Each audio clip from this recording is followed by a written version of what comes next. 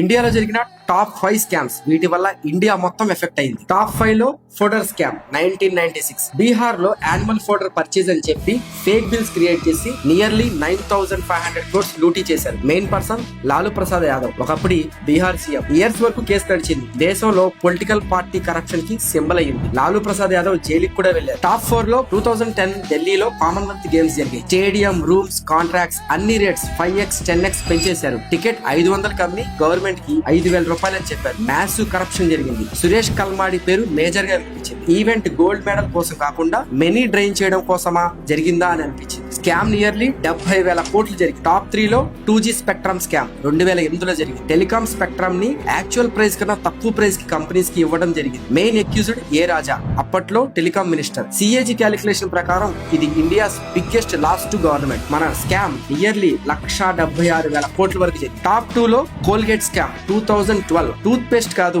Coal mines allocation లో transparent option లేకుండా companies కి బ్లాక్స్ ఇవ్వడం జరిగింది. మార్కెట్ వాల్యూ కన్నా చాలా తక్కువకి బ్లాక్స్ ఇవ్వడం జరిగింది. ఈ స్కామ్ నియర్లీ 186,000 కోట్లు జరిగింది. టాప్ 1 లో టెలిగి స్టాంప్ పేపర్ స్కామ్ 2003. ఇండియాలో యాక్చువల్ గా బిగ్గెస్ట్ స్కామ్ మాత్రం ఇదే. Fake government stamps paper printing guard నుంచి సెల్లింగ్ చేశారు. Mastermind Abdul Kalam Telgi. Politicians, police officials hundreds involve అయ్యారు. ఎస్టిమేటెడ్ అమౌంట్ ఎంతో తెలుసా? అక్షరాల 3,40,000 కోట్లు. ఇండియాలో స్కామ్స్ అంటే మనం నెంబర్స్ వింటాం, కానీ ఆ నెంబర్స్ ఒక దేశాన్ని డికెట్స్ బ్యాక్ కి తీసుకువెళ్తాయి. ఇవే అసలు టాప్ 5. ఇంకా చాలా చిన్న చిన్న స్కామ్స్ ఉన్నాయి. మీకేమైనా తెలిస్తే కమెంట్ చేయండి.